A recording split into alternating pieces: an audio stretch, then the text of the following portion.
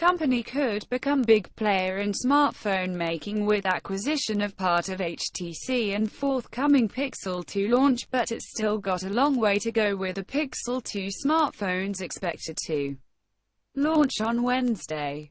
Google buying up a chunk of smartphone manufacturer HTC and claiming to be betting big on hardware. What does the Android maker really need to do to beat Apple? Google has dabbled with hardware since the first Android smartphone, the T-Mobile G1 in 2008.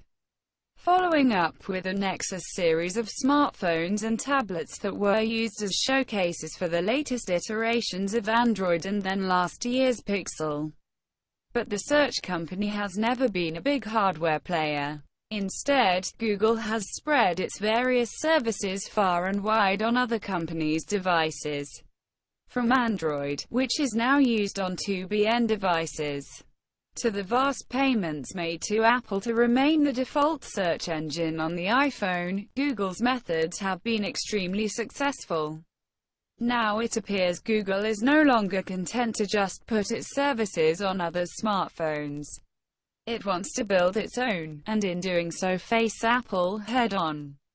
To do that, Google will have to prove a couple of things. The first is that it can do hardware, which its recent purchase of a chunk of HTC's business should help with. The second is that it can pull off the one thing other Android smartphone manufacturers have struggled with: differentiation. Where Android smartphones have become a homogeneous sea of sameness, with all the smartphones looking the same with the same features, Google needs products that really demonstrate the art of the possible for Android, said Ben Wood, chief of research at CCS Insight. Pixel gives it the opportunity to do that. Smartphones might have become increasingly uniform, but the software running on smartphones is still a mixed bag. Some manufacturers choose to customize the standard Android experience and have been slow to update their devices as a result, which has led to delays in rolling out the latest Android, and therefore Google experiences. Advertisement Wood said. The Achilles heel of Android at the moment is that software updates take forever. Unlike Apple, where it controls everything, you've got to go through the device manufacturer and be approved by the network operator, which means it takes ages to get services and experiences out there. Google's Nexus and now Pixel devices have been an antidote to those inherent software delays. Not only getting the latest feature updates to Android first, but also security updates. Only a few years ago, Android was almost radioactive inside businesses, where an IT manager wouldn't touch it over security issues, said Wood. But Android has made great leaps forward, with Samsung's Knox a big part, alongside monthly security updates. Beyond updates, Google has the ability to do what other Android manufacturers cannot: make smartphones with hardware and software in unison.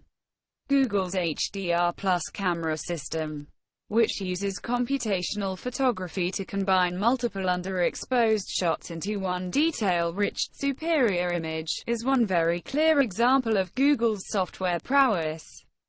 It turned what was regarded as a middling camera into one of the best performers on the market with advanced software and hardware tuning. Should Google hope to compete on a level playing field with Apple and others, it will need many more similar pieces of unique software magic and to double down on the user experience.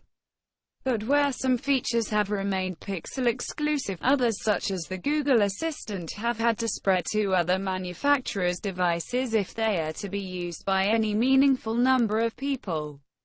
Wood said, selling phones isn't really Google's core business.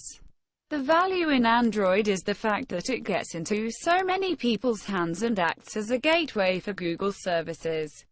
Even if Google manages to produce the best phone ever, it has a mountain to climb to really compete in terms of raw sales numbers with Apple and, inevitably, Samsung. What Google's achieved to date isn't really that interesting. It has shipped just 2.8